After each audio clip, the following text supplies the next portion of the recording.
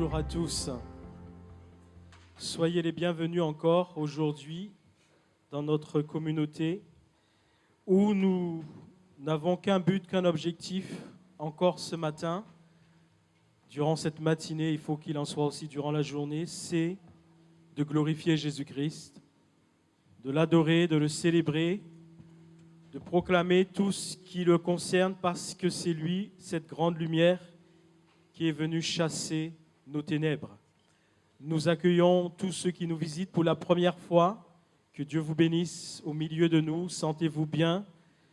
Nous accueillons aussi favorablement, même à distance, ceux qui nous regarderont, qui nous regardent, qui ont l'habitude sur notre chaîne YouTube. Que Dieu vous bénisse. Vous avez la liberté, si vous avez envie de vous mettre debout, de le faire. Si vous avez envie de rester assis, faites-le aussi. Restez assis. Il faut que vous soyez dans la paix. Car là où il y a le Seigneur Jésus, il y a la paix de Dieu. C'est Christ qui lui-même a dit « Je vous laisse ma paix, je vous donne ma paix ». Il ne nous donne pas ce que le monde offre. Lui, il est la vérité, il est la lumière, le seul chemin que nous devons suivre. Alors nous allons commencer par dire « Envers toute autre chose, contre toute autre chose, qui pourrait nous attrister, nous avoir fait du mal, ne pas vouloir que nous soyons libres pour adorer Jésus. Alors nous allons quand même dire à notre âme, mon âme, bénis l'Éternel, mon âme. N'oublie aucun, comme l'a dit David, aucun de ses bienfaits. Bénis l'Éternel, mon âme.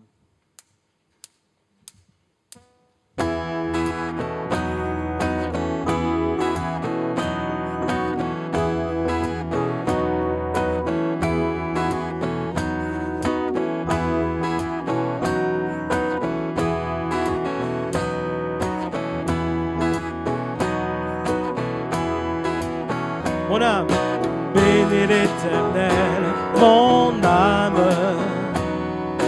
Bénis l'Éternel, mon âme. Sois émerveillé, sa fidélité ne dépendra pas des circonstances. Bénis l'Éternel, mon âme. Bénis l'Éternel, mon âme. Écoute sa voix, il dit que ta voix déplacera toutes les montagnes. Bénis l'Éternel, oh mon âme. Quand tout s'effondre, sombre, je sais que tu es là et que m'importe si les portes se ferment sur mes pas. Je suis en marche sous l'arche de ton amour pour moi. Jésus, tu es roi et j'avance à ta suite. Bénis l'Éternel, mon âme. Bénis l'Éternel, mon âme. Sois émerveillé, sa fidélité ne dépendra pas des circonstances. Et confiance, bénis l'Éternel, mon âme. Bénis l'Éternel, mon âme. Écoute sa voix, il dit que ta foi dépassera toutes les montagnes. Bénis l'Éternel, oh mon âme. Quand tout s'effondre, sombre, je sais que tu es là et que m'importe si les portes se ferment sur mes pas. Je suis en marche sous l'arche de ton amour pour moi. Jésus, tu es roi et j'avance à ta suite. Bénis l'Éternel. Bénis l'Éternel. Et tout le monde chante, bénis l'Éternel. Bénis l'Éternel. Disons-le encore, bénis l'Éternel. Bénis l'Éternel. Bénis l'Éternel. Bénis l'Éternel. Avec la musique, bénis l'Éternel. Bénis l'Éternel. Bénis l'Éternel. Bénis l'Éternel. Bénissons l'Éternel. Bénis l'Éternel. mon âme. Bénis l'Éternel, mon âme. Sois émerveillé, sa fidélité ne dépendra pas des circonstances et confiance. Bénis l'Éternel, mon âme. Bénis l'Éternel, mon âme. Écoute sa voix, il dit que ta foi déplacera toutes les montagnes. Bénis l'Éternel, ô mon âme. Quand tout s'effondre, sombre, je sais que tu es là et que m'importe si les portes se ferment sur mes pas. Je suis en marche sous l'arche de ton amour pour moi. Jésus, tu es roi et j'avance à ta suite. Bénis l'Éternel, mon âme. Bénis l'Éternel, mon âme. Sois émerveillé, sa fidélité ne dépendra pas des circonstances. Bénis l'Éternel, ô mon âme. Bénis l'Éternel, mon âme. Ô Dieu de grâce, de vérité et de miséricorde, vous savez que dans la vie, c'est vrai, rien n'est facile. Il y a des combats, il y a des attaques, il y a l'adversité. Mais cela ne change rien au fait que Dieu est Dieu. Et rien n'impactera sa personne, sa puissance et sa gloire. Quoi que nous puissions vivre sur cette terre, à jamais il est Dieu. Offrons-lui notre reconnaissance.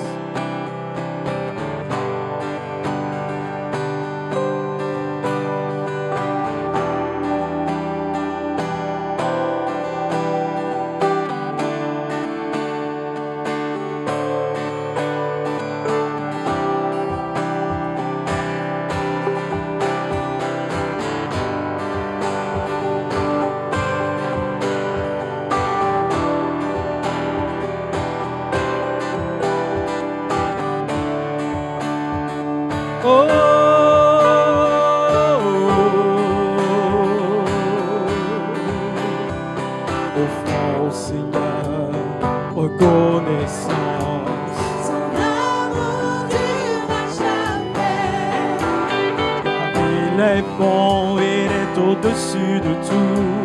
Son amour durera jamais. Chantons, chantons. Une main puissante et attendue. Son amour durera jamais. Et nous donne une vie nouvelle. Son amour durera jamais. Chantons, chantons, chantons, chantons, chantons. À jamais Dieu est fidèle. À jamais Dieu est grand. À jamais Dieu est avec nous. À jamais, à jamais, à jamais, à jamais Dieu est fidèle. À jamais Dieu est grand. À jamais Dieu est avec nous. À jamais, à jamais, à jamais. Du soleil jusqu'à son couchant. Son amour durera jamais. Par la grâce de Dieu, nous persévérons. Son amour durera jamais. Alors chantons, chantons, chantons, chantons, chantons.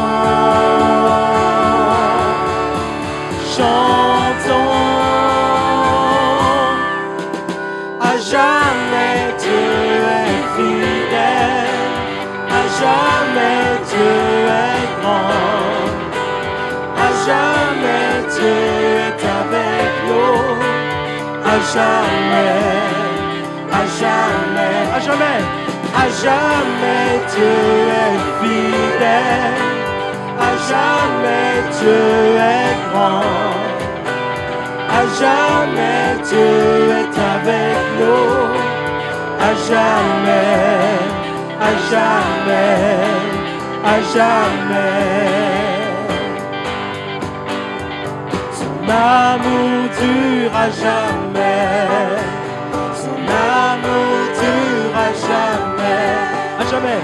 son amour dure à jamais, son amour dure à jamais, son amour dure à jamais, son amour dure à jamais, son amour dure à jamais, son amour dure à jamais. Chantons.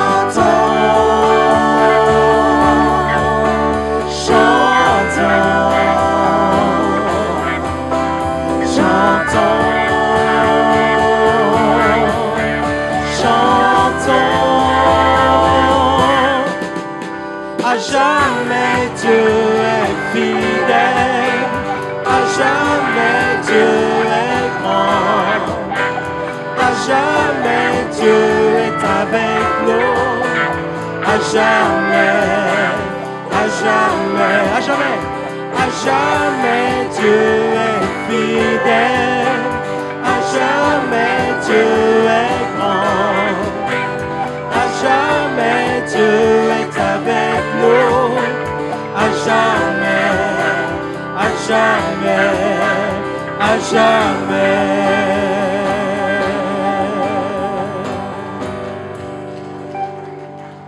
C'est toi, Christ Jésus, que nous acclamons. Nous n'acclamons pas l'homme, nous ne donnons la gloire à personne d'autre qu'à Jésus-Christ, car à jamais il est fidèle. Et malheureusement, il nous arrive de l'oublier, c'est vrai, parce que lorsque nous souffrons, alors nous ne regardons plus à certains moments à Jésus, nous regardons à notre souffrance et aux difficultés auxquelles nous devons faire face. Mais c'est là que nous devons encore plus regarder à Jésus-Christ, parce qu'il nous a dit qu'il ne nous laissera point, qu'il ne nous abandonnera point.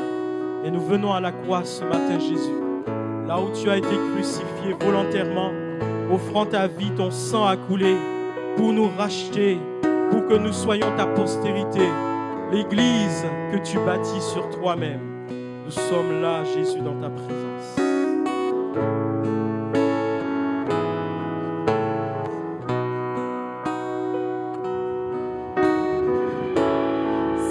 Seigneur, tu me cherches, tu me connais. Et si je t'oubliais,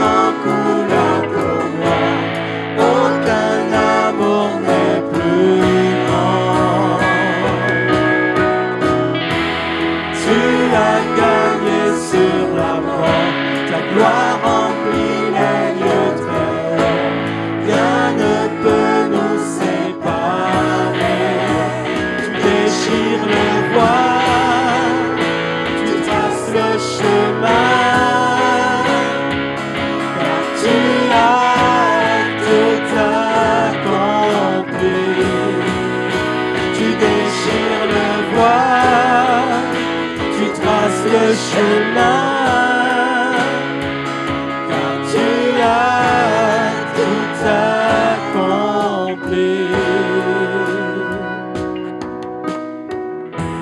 Si tout s'effondrait devant mes yeux, et tu resterais là, je sais que tu m'aimes, je sais que tu m'aimes. À la croix je me prosterne, où ton sang coula pour moi. Aucun amour n'est plus grand. Tu as gagné sur la croix, ta gloire remplit les lieux très hauts. Rien ne peut nous séparer. À la croix, je me prosterne, où ton sang coula pour moi. Aucun amour n'est plus grand. Tu as gagné sur la croix, ta gloire remplit les lieux très hauts. Rien ne peut nous séparer.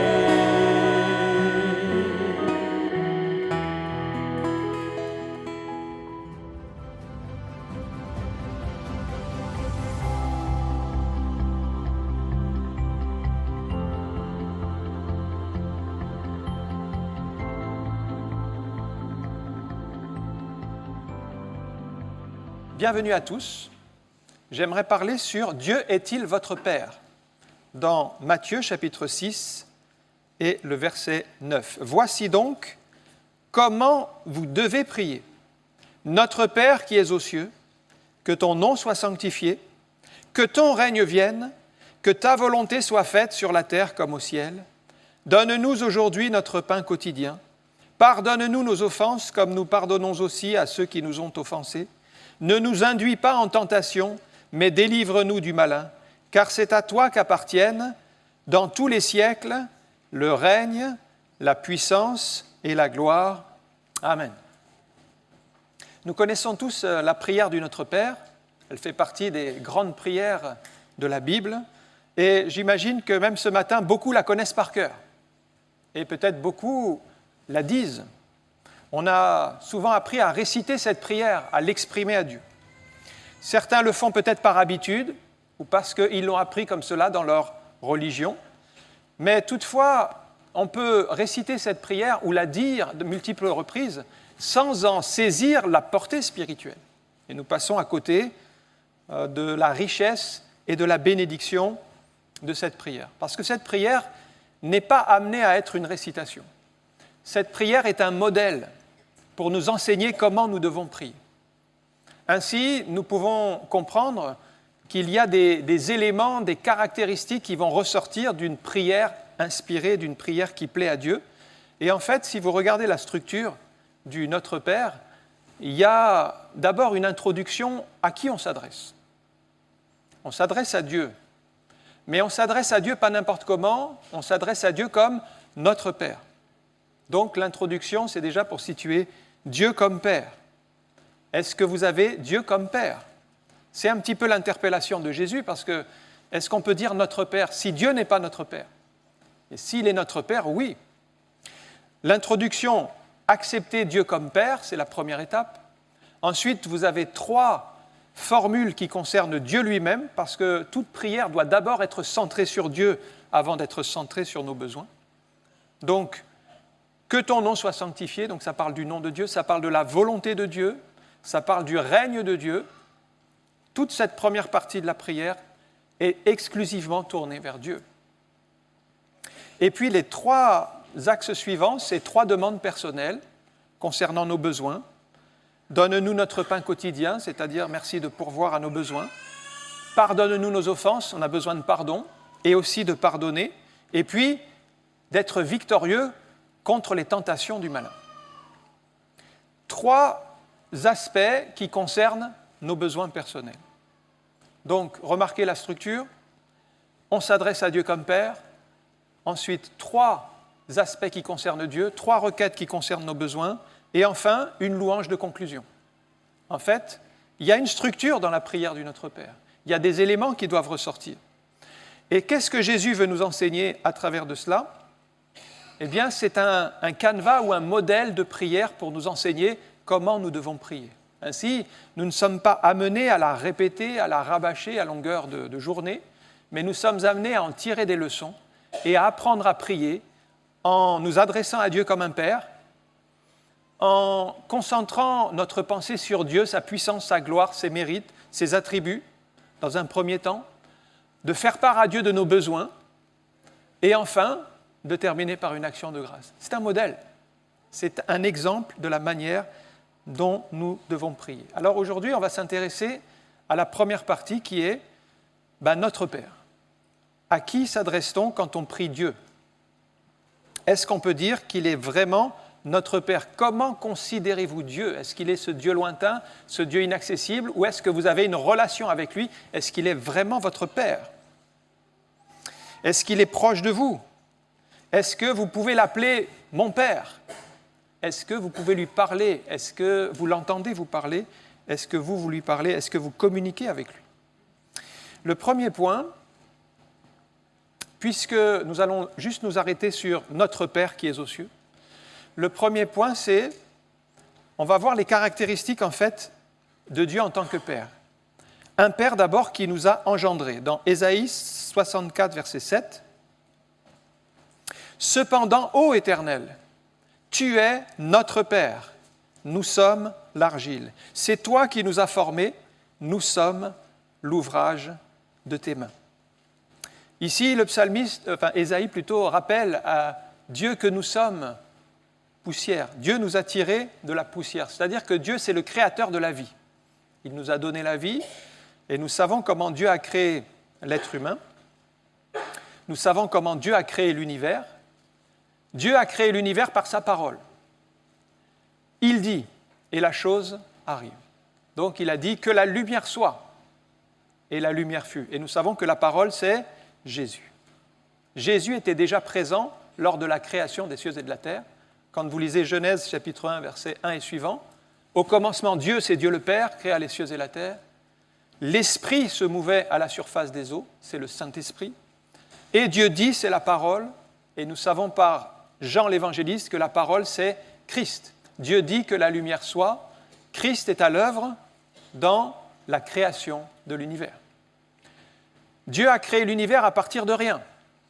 Il n'avait pas besoin de matériaux, de molécules préexistantes. Il a dit et la chose s'est manifestée. Mais par contre, pour l'être humain, il ne l'a pas créé à partir de rien. Il l'a créé à partir d'un matériau assez basique, de la poussière. Il a créé l'homme à partir de la poussière. Il a donc utilisé de la poussière. En hébreu, ça se dit Adam. C'est Adam. Adam, c'est la poussière. En fait, il a appelé Adam parce qu'il l'avait tiré du sol. Et il a dit, ton nom sera Adam, poussière. Cela montre nos limites parce que nous sommes tirés de la poussière. Et frères et sœurs, nous venons de la poussière et nous retournons à la poussière. Et nous sommes entre 2 poussières. C'est le temps de rencontrer Dieu, c'est le temps de servir Dieu. Après vient l'éternité, notre âme quittera ce corps mortel pour aller dans la sainte présence de Dieu. Mais en attendant, nous savons que nous sommes entre 2 poussières.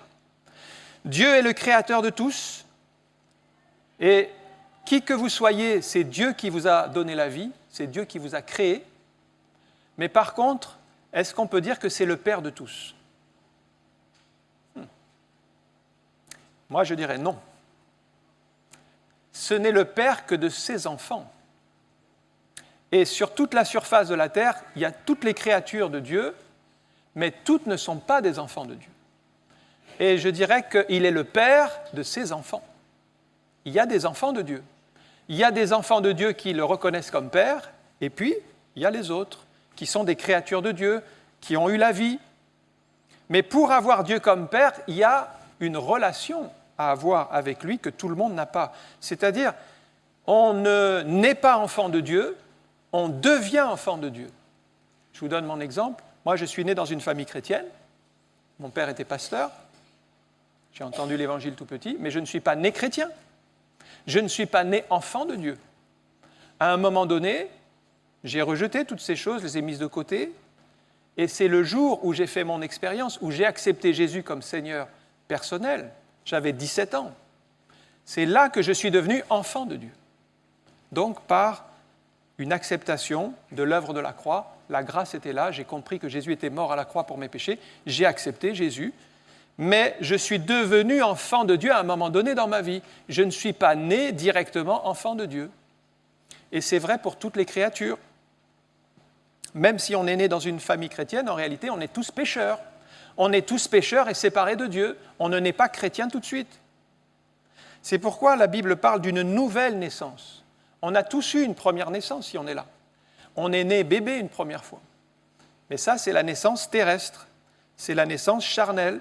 C'est la naissance par le Créateur. La première naissance. Mais pour avoir Dieu comme Père, il faut une deuxième naissance, c'est la nouvelle naissance. C'est celle que Dieu va vous donner si vous croyez, si vous ouvrez votre cœur. Soit on est enfant de Dieu par la nouvelle naissance, soit on est encore de la première naissance, on est encore de la terre, et on va périr dans la terre, et notre âme sera séparée de Dieu, si on n'a pas la nouvelle naissance. Donc si vous n'êtes pas né de nouveau, je dirais que vous n'êtes pas encore enfant de Dieu, et Dieu n'est pas encore votre Père. Dieu est peut-être un Dieu pour vous, mais il n'est pas encore votre Père. Parce que pour qu'il soit votre Père, il faut que vous deveniez son enfant. Dieu ne reconnaît pour enfants que ceux qui sont nés de nouveau. C'est exactement ce que Jésus explique à Nicodème, qui était un grand savant, qui connaissait beaucoup de choses sur Dieu, sur l'Ancien Testament. C'était un pharisien. Et il est venu voir Jésus avec toute sa connaissance. Et il dit à Jésus, « Nous savons que tu es un docteur venu de Dieu. » Et c'est vrai, tout ce qu'il dit est juste. Nous savons que tu fais des miracles. Nous savons que Dieu est avec toi. On vient à Jésus avec notre connaissance. On sait des choses sur Jésus. On sait des choses sur Dieu. La connaissance ne sauve pas directement. Et Nicodème, qui vient avec toute sa connaissance à Jésus, Jésus ne le reprend pas sur sa connaissance.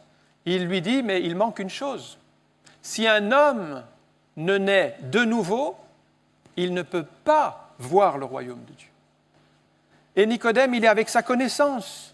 Qu'est-ce que c'est la nouvelle naissance? Il dit, est-ce qu'il faut naître une deuxième fois? Quand vous êtes dans la connaissance, c'est bien, mais ce n'est pas suffisant pour vivre la vie spirituelle. La connaissance est un élément important pour savoir des choses.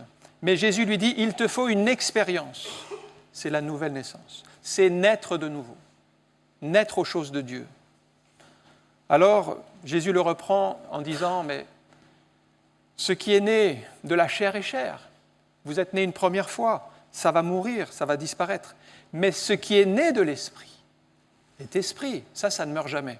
La nouvelle naissance, si vous êtes né de nouveau, vous êtes enfant de Dieu, votre âme ne périra jamais. Quand bien même votre corps retourne dans la poussière, votre âme, elle va auprès de Dieu.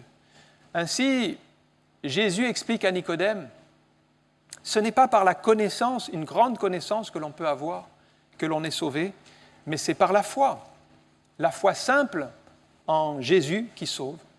Et si vous ouvrez votre cœur à Dieu, vous pouvez naître de nouveau, c'est-à-dire devenir un enfant de Dieu. Mais Jésus dit, sans cette nouvelle naissance, vous ne pouvez pas voir le royaume de Dieu, vous ne pouvez pas y entrer.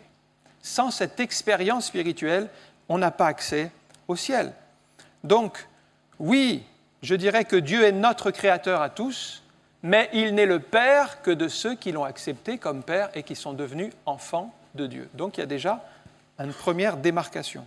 Le deuxième point, c'est que maintenant que nous savons qu'il est notre Père, j'espère que c'est le cas pour vous, eh bien, un Père, lui, Dieu, c'est un Père qui aime être honoré. Malachie, chapitre 1, verset 6.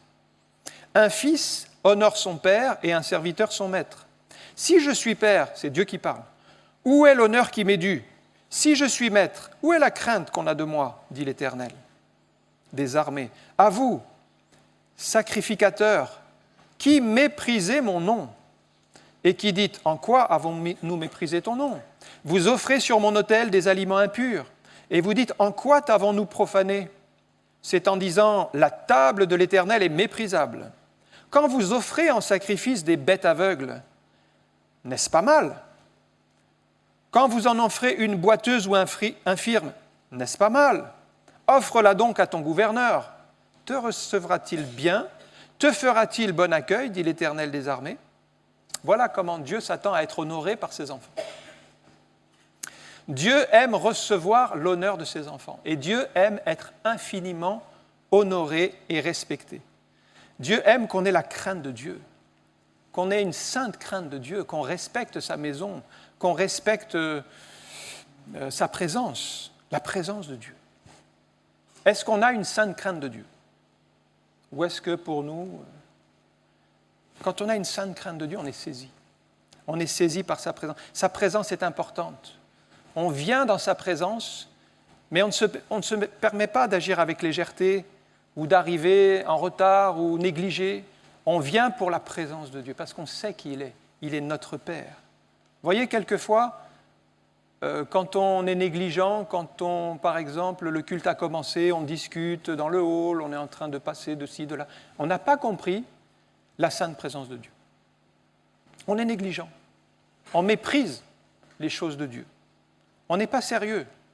Si vous n'êtes même pas repris dans votre conscience, alors que tranquillement vous discutez dans le hall de choses et d'autres qui sont bonnes à faire peut-être après le culte, mais quand on vient au culte, le culte a commencé, on est là en train de parler de ce qu'on a mangé la veille, des courses qu'on a fait. Est-ce qu'on a la crainte de Dieu? Moi, je dis non. Quand on agit comme ça, on n'a pas la crainte de Dieu. Si on n'est pas saisi de se dire, mais le culte a commencé et je ne suis pas dans la présence de Dieu, c'est qu'on n'a pas la crainte de Dieu. On ne l'a pas. Par contre, les mêmes personnes vont faire des efforts considérables pour arriver à l'heure au travail. Parce qu'ils savent que là, il y a le patron. Et là, ils vont se lever tôt. Et pour peu que le PDG de l'entreprise vous convoque, allez, une entreprise de 10 000 personnes, il vous convoque vous parce qu'il veut vous parler. Il y a quelque chose à vous dire. Le patron de l'entreprise, il vous convoque lundi matin à 8 heures. C'est certain que vous allez y être. Vous allez même mettre 2 réveils pour être sûr de vous réveiller pour être à l'heure. C'est le patron. Imaginez, vous arrivez même 10 minutes en retard. Là, vous faites mauvais exemple, vous faites mauvaise présentation, et peut-être qu'il ne vous recevra même pas. C'est le patron. Et pour le patron, on va faire des efforts énormes. On va se lever plus tôt, parce que c'est le patron. Parce qu'on a une crainte du patron, on a un respect, même si on le fait par obligation, mais c'est aussi parce que on craint peut-être qu'il va nous pénaliser, qu'il va agir contre nous, on ne sait pas ce qu'il va faire. Donc on va faire un effort. Et même si quelqu'un s'est réveillé un peu tard, il va courir pour essayer d'arriver à l'heure. Il va tout faire pour arriver à l'heure, parce que c'est le patron. Mais est-ce que Dieu n'est pas au-dessus du patron? Oui ou non? Il est largement au-dessus du patron. Et pour Dieu, on ne ferait pas le même effort. On ne fait pas l'effort pour Dieu. Mais alors Dieu pourrait nous dire, où est l'honneur qui m'est dû? Où est l'honneur qui m'est dû? Parfois on me dit, mais moi écoutez, excusez-moi pasteur, mais c'est dans ma culture. J'arrive toujours en retard, c'est dans ma culture. On vous l'a dit ça? C'est dans ma culture. Mais moi, je n'y crois pas, ça. Je vais vous dire pourquoi. Parce que dans la même culture, ils arrivent à l'heure au travail. Dans la même culture, quand ils ont un train à prendre à 8 heures, ils sont à 7h50, ils sont à la gare. Ils sont dans la même culture. Quand il y a quelque chose d'important, un rendez-vous important, ils sont à l'heure, pourtant c'est leur culture. Alors pourquoi on a la culture d'arriver en retard quand ça concerne Dieu? Est-ce que Dieu n'est pas plus important que même le travail ou un train ou un avion où on sait arriver à l'heure? Dieu est au-dessus de la culture. Il n'y a aucune culture qui passe devant Dieu. Et n'arrivez pas devant Dieu en disant « c'est ma culture », parce que ça ne tient pas. C'est un argument qui ne tient pas. Parce que cette même culture, On sait très bien la dépasser quand on a vraiment besoin d'arriver quelque part. Est-ce qu'on a la crainte de Dieu? Quand on n'a pas la crainte de Dieu, Dieu, il a toujours la dernière place. Il a toujours la petite place qui reste. D'abord, on fait tout ce que l'on aime, on fait tout ce que l'on a envie, et puis Dieu, il arrive en bout de course. Si on a un petit peu de temps, on consacre à Dieu 10 minutes, les miettes, quoi. On prend le meilleur pour nous et les miettes pour Dieu. Mais ça, c'est qu'on n'a pas la crainte de Dieu. Pourquoi? Parce que Dieu, en fait, il désire tout. Il désire la première place. Il désire régner sur notre vie. Tous les matins, un temps lui consacré. Ça, Dieu, il veut la meilleure place. Tous les matins, il veut un temps dans sa présence. Les cultes, le dimanche, le mardi, ce n'est pas juste des réunions. Si vous croyez que c'est des réunions, vous n'avez pas encore compris. Ce sont des rendez-vous avec Dieu. Quand vous comprenez que vous avez rendez-vous avec Dieu, que vous honorez Dieu, vous respectez. Vous faites un effort. Vous êtes sérieux. On ne dit pas facilement des excuses, oh, je suis un peu fatigué, j'ai dû ranger mes courses, alors je n'ai pas pu venir, etc., etc. Ce sont des fausses excuses. Dieu pourrait nous dire, mais où est la crainte qu'on a de moi? C'est ce qu'il reproche à son peuple qui était négligent. Où est la crainte qu'on a de moi? Vous m'appelez Père, où est la crainte que vous avez de moi? Pour honorer Dieu, ça vous coûtera toujours quelque chose.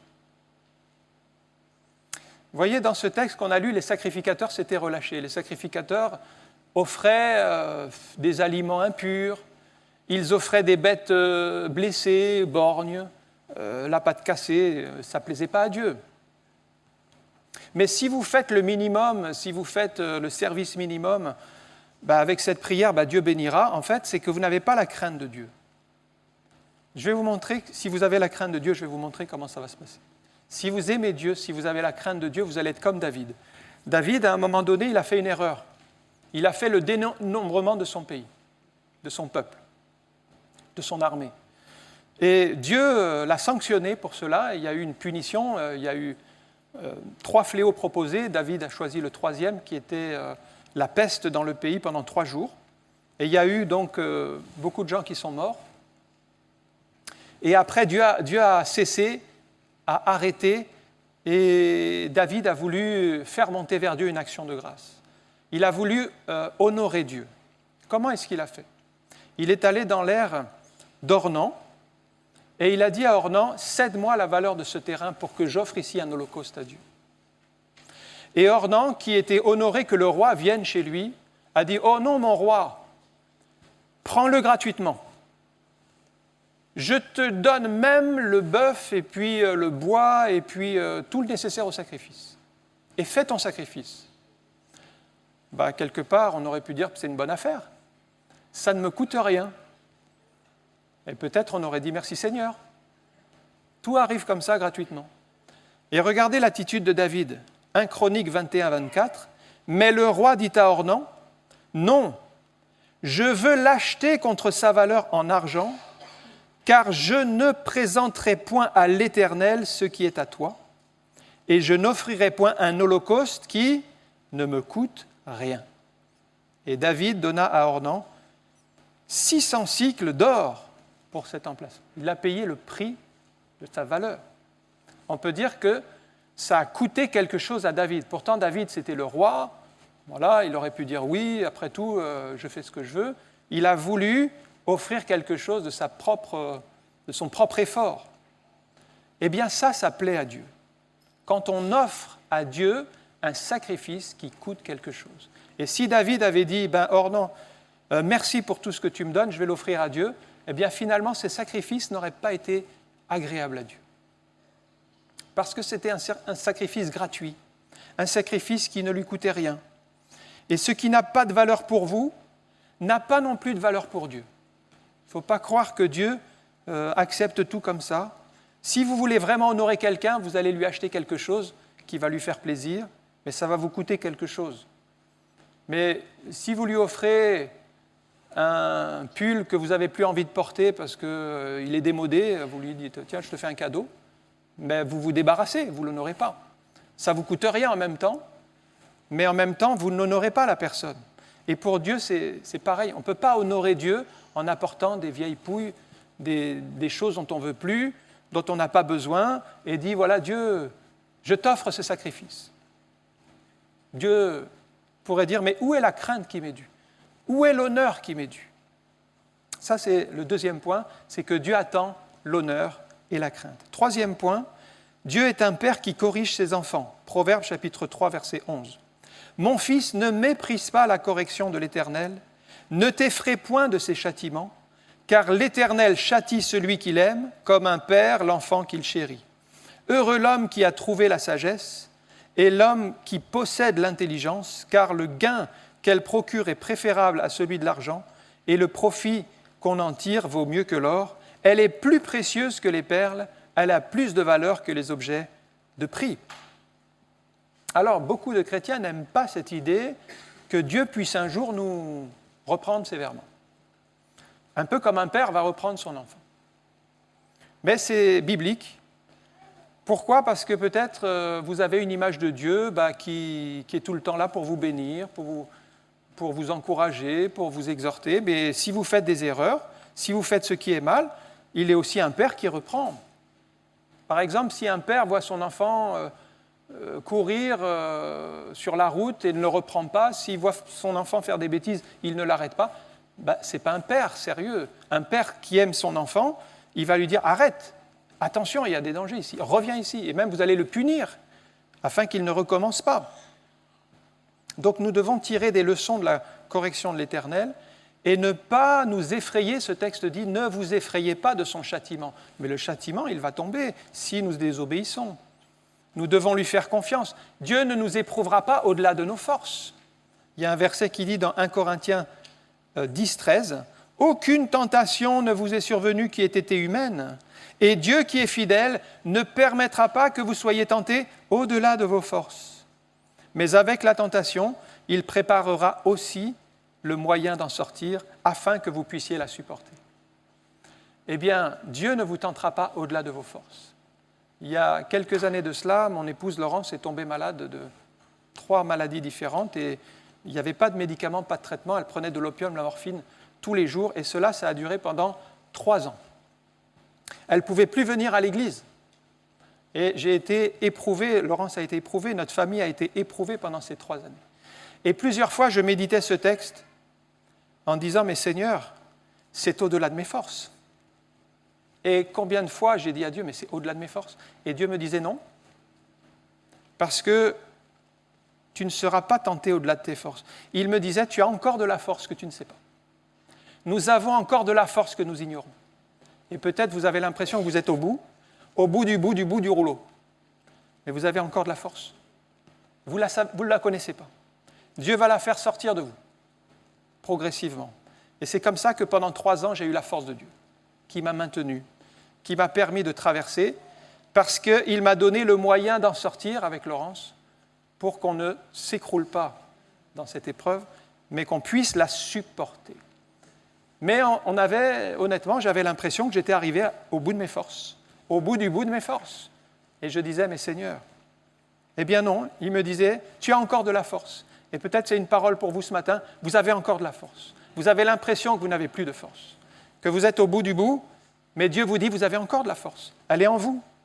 Et Dieu va la faire remonter en vous et vous permettre le moyen d'en sortir afin que vous puissiez la supporter. Le châtiment de Dieu arrive, mais il a un but positif.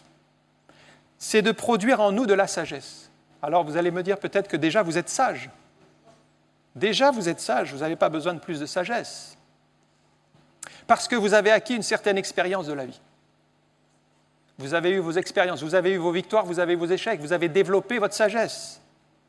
Mais je dirais que cette sagesse-là, ce n'est pas la sagesse de Dieu. C'est la sagesse naturelle qu'on apprend dans l'existence, on apprend par... on fait des bonnes affaires, on fait des mauvaises affaires, on comprend à un moment donné qu'il ne faut pas toujours croire tout ce qu'on dit. On développe une certaine sagesse humaine. Est-ce que c'est avec cette sagesse-là que vous allez faire l'œuvre de Dieu? Il existe une autre sagesse. Pour vous illustrer cela, je prends l'exemple de Moïse. Moïse a été enseigné dans toute la sagesse des Égyptiens. C'est énorme. C'est les plus grandes universités de l'époque. C'était la science la plus évoluée.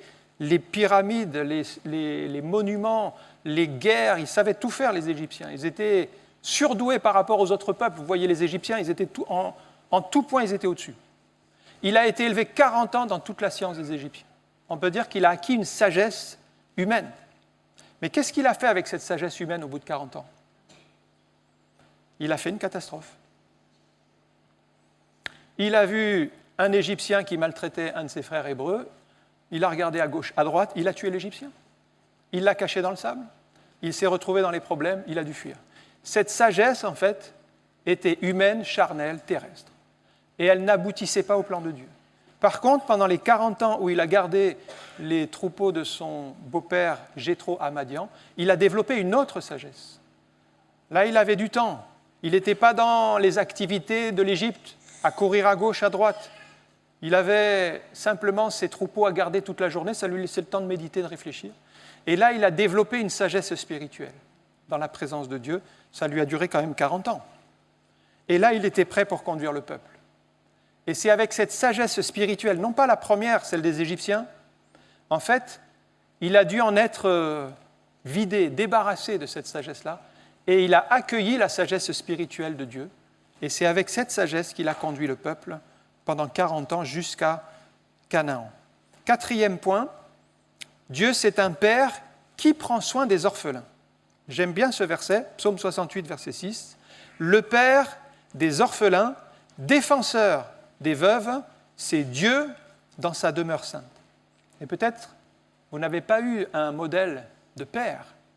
Votre père ne vous a pas aimé, ou votre père ne vous a pas encouragé. Ou peut-être même qu'il a quitté le foyer alors que vous étiez encore petit. Vous n'avez pas eu ce modèle de père.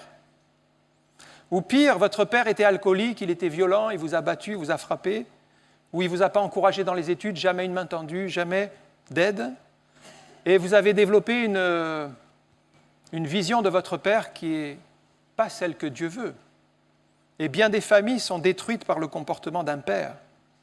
Parce qu'il y a des pères qui sont de mauvais pères, qui ne sont pas des modèles. Mais si vous n'avez pas eu de père comme modèle, en tout cas, vous pouvez venir à Dieu, qui est le Père des orphelins. Et là, vous avez un modèle. Et dans la parole de Dieu, vous avez un modèle pour vous construire, en tant que père. Des conseils pour être un bon père, pour suivre vos enfants, pour les élever dans les voies de Dieu. Dieu est un modèle de père. Et il y a des modèles dans la parole pour être un bon père.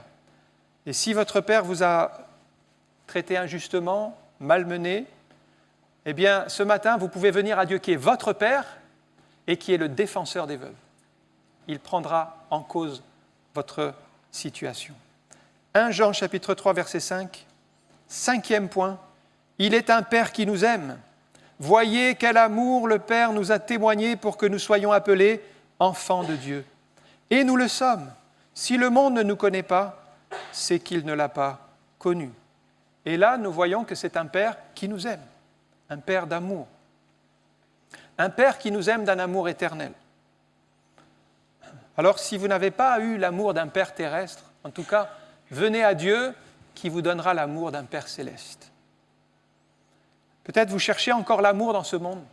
Et je connais des jeunes ou des personnes, ils cherchent l'amour, ils vont d'homme en homme, de femme en femme, ils cherchent le grand amour, mais ils vont de déception en déception, de désillusion en désillusion, ils ne trouvent pas. Parce qu'il n'y a rien dans ce monde qui peut vous donner l'amour dont vous avez besoin, c'est l'amour d'un Père. Je dirais l'amour de Dieu. Seul l'amour de Dieu peut combler votre âme. Il y a un vide, il y a un tel vide dans votre cœur et dans chaque cœur humain qu'il n'y a que l'amour de Dieu qui peut le combler. L'amour d'un Père. Vous sentir aimé, accepté, comprendre que ce Père, il a un plan merveilleux pour vous. Jean, chapitre 3, verset 16, c'est le plan, c'est la feuille de route pour vous. Dieu a tant aimé le monde, ce Père existe depuis toujours. Il avait déjà cet amour pour vous, même avant votre naissance. Qu'il a donné son Fils unique, c'est Jésus qui est mort à la croix pour chacun de vous, afin que quiconque croit, et maintenant ce quiconque c'est n'importe qui, c'est vous, c'est moi, ça peut être un riche, un pauvre, une personne âgée, un jeune, quiconque croit en lui, en Jésus, ne périsse point, mais il aura la vie éternelle. Voilà la feuille de route. Le plan de Dieu, le plan de ce Père d'amour, c'est que vous ayez la vie éternelle et que vous soyez enfants de Dieu. Mais il y a un petit mot, c'est le mot « croire ». afin que quiconque croit. Ça veut dire que si vous ne croyez pas, ça ne sera jamais votre Père. Et qu'à un moment donné, il vous faut croire. Jésus a mis le comble à son amour pour vous. Il l'a déjà fait. Quand il s'est livré à la croix, c'est Paul qui dit, lui, juste pour des injustes. Nous étions injustes. Quand Christ est mort pour nous, nous n'étions pas encore des enfants de Dieu. Nous étions des pécheurs, séparés de Dieu. Il a versé son sang pour nous et il nous a sauvés par amour. Son amour est là. L'amour de Christ est même plus fort que la mort. Ça, c'est une très bonne nouvelle. Parce que la mort viendra vous chercher un jour et vous ramènera dans la poussière. Mais votre âme, elle est dans la main de Dieu et lui vous attirera dans sa présence. Et ça, rien ne pourra vous arracher à l'amour de Dieu. Il est plus puissant que la mort. Je termine avec un 6e point. C'est un Père qui ne change pas. Dans Jacques chapitre 1, versets 16 à 17, « Ne vous y trompez pas, mes frères bien-aimés. Toute grâce excellente et tout don parfait descendent d'en haut, du Père des Lumières, chez lequel il n'y a ni changement ni ombre de variation. » Tout ce qui est bon, tout ce qui est parfait, tout ce qui est pur, il vient d'en haut. Il n'est pas sur terre. Si vous cherchez encore le bonheur sur terre, si vous cherchez encore la paix dans ce monde, c'est une chose vaine, vous serez déçus. Parce que vous ne serez jamais satisfait, vous chercherez toujours plus. Vous aurez toujours besoin de plus. Parce que ce qui est parfait n'est pas sur terre. Ce qui est parfait vient d'en haut. Ne vous trompez pas de quête. Certains passent leur vie à chercher leur bonheur dans l'argent, dans les biens matériels, dans la drogue, dans l'alcool, dans toutes sortes de déviations, de folies, de péchés. Et puis, leur cœur est toujours insatisfait parce que vous remplissez un puissant fond, vous n'arrivez pas au bout. Mais Jésus dit, cherchez premièrement le royaume et la justice de Dieu. Quelle est votre quête? Qu'est-ce que vous cherchez le plus? Si vous cherchez encore la perfection sur terre, elle n'existe pas. Mais par contre, Jésus dit, cherchez le royaume et la justice de Dieu. C'est une quête spirituelle, c'est une quête céleste, c'est une quête élevée. Tout don parfait vient d'en haut. Toutes ces choses vous seront données par-dessus. Ces choses, ce sont les choses dont nous avons besoin, les choses matérielles, les choses qui nous permettent de vivre. Mais notre quête, elle n'est pas là, dans les choses matérielles, elle est spirituelle. Et si vous cherchez Dieu, si vous cherchez la justice et son royaume, les choses qui viennent d'en haut, les choses célestes, alors les choses terrestres viendront à vous. Le lieu où tout est parfait, frères et sœurs, c'est au ciel. Sur terre, il n'y a pas la perfection. Et je vais même peut-être vous décevoir, il n'y a pas d'église parfaite. Parce qu'il y a toujours des gens qui vont d'église en église, ils cherchent l'église parfaite. Je crois qu'ils vont arriver à la retraite et même jusqu'au-delà, ils n'auront pas trouvé l'église parfaite. Parce qu'il n'y a pas d'église parfaite sur terre. Si vous cherchez la perfection, il faut aller au ciel. C'est simple. Vous allez au ciel. Là, tout est parfait. Paul a eu ce privilège d'aller au ciel. Il a vu et entendu les choses extraordinaires. Mais certains sont déçus des églises parce qu'il y a ci, il y a ça qui ne va pas. Ils sont déçus des pasteurs, ils sont déçus de telle ou telle organisation. Mais c'est normal, il n'y a pas d'église parfaite. On pourrait même faire une église de tous les déçus. Ils seraient même déçus entre eux. Ils seraient déçus de faire partie de cette église des déçus. Ben oui. Il n'y a pas d'église parfaite. Vous pouvez chercher, vous pouvez creuser, vous allez vous épuiser, vous ne trouverez pas, vous serez encore déçus. Vous rejoindrez l'église des déçus. Ce qui est parfait descend immanquablement d'en haut. Si vous ne l'avez pas compris, vous serez déçus. Mais si vous l'avez saisi, eh bien, vous vous attacherez aux choses d'en haut, comme dit la parole. Attachez-vous aux choses d'en haut, et non à celles qui sont sur la terre. Nous n'avons pas accès à ce qui est parfait parce que c'est trop élevé pour nous. Donc, il nous faut, par la prière, par la foi, élever notre âme vers Dieu, parce que tout don parfait, toute grâce, ça vient d'en haut du Père des Lumières. Ne cherchez pas sur la terre. Les pensées de Dieu sont élevées. Vous recevez tout par grâce. Toute grâce, tout don parfait. Si vous savez chanter, c'est une grâce de Dieu. Si vous savez dessiner, si vous savez peindre, c'est une grâce de Dieu. Si vous savez utiliser vos mains pour travailler, c'est une grâce de Dieu. En fait, quand on a compris qui est Dieu, qu'il est notre Père, on comprend que tout nous vient de Dieu et qu'il est tout pour nous. Et nous avons vraiment besoin de la lumière qui vient d'en haut. Parce qu'ici-bas, on est dans les ténèbres. Ici-bas, c'est le monde et sa pensée, sa mentalité. Si vous n'élevez pas votre âme vers Dieu pour recevoir sa lumière, la lumière, elle vient d'en haut, vous êtes encore dans les ténèbres et vous êtes encore perdu dans vos péchés. On va prier quelques instants. On a parlé surtout d'un Père. Mais moi, je reviens à ma question de départ. Oui, Dieu est votre Créateur parce que si vous vivez, vous le devez bien à Dieu. Mais est-il votre Père ce matin? Est-ce que vous l'avez accepté? Est-ce que vous êtes devenu enfant de Dieu? Ou est-ce que vous connaissez Dieu comme un Dieu lointain ou comme un Dieu, il faut venir pour l'honorer, alors vous faites votre prière du Notre Père tous les jours parce que voilà, on vous a appris petit à faire la prière du Notre Père. Mais je vous pose la question, est-ce que Dieu est réellement votre Père? Parce que pour qu'il soit votre Père, il y a quand même une condition. Et la condition, c'est que vous deveniez enfant de Dieu. C'est Jésus qui le dit dans Jean 1,12. « Mais à tous ceux qui ont reçu la parole, c'est-à-dire Christ, à ceux qui croient en son nom, elle a donné le pouvoir de devenir enfant de Dieu. » Ce n'est pas tout le monde qui devient enfant de Dieu. C'est ceux qui ont reçu Jésus et ceux qui ont cru en son nom. Jésus est venu révéler Dieu comme un Père. Et vous pouvez lui parler à toute heure du jour et de la nuit. Un Père qui est toujours présent. Peut-être votre Père était toujours absent, mais ce Père-là, notre Dieu, il est toujours présent. Vous pouvez vous réfugier en lui et il vous donnera sa consolation. Et vous serez aussi éduqués comme enfants de Dieu. On va prier. Merci encore pour ta grâce, ta présence. Nous pouvons t'appeler Père parce que nous sommes enfants de Dieu. Nous pouvons t'appeler Père parce que tu as fait de nous, Seigneur, tes rachetés.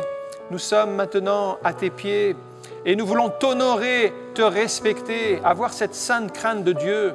Considérer que tu es le Père Tout-Puissant, ce Père de gloire, ne pas être négligent avec les choses de ta parole, ne pas être négligent avec les choses de Dieu, mais nous voulons, Seigneur, t'honorer et te servir de tout notre cœur, comme tu en es digne, parce que, Seigneur, tu désires aussi que nous soyons ces adorateurs en esprit et en vérité, qui louent le Père dans un esprit d'adoration. Merci de bénir chaque cœur ce matin, dans le nom de Jésus. Amen. Que le Seigneur vous bénisse.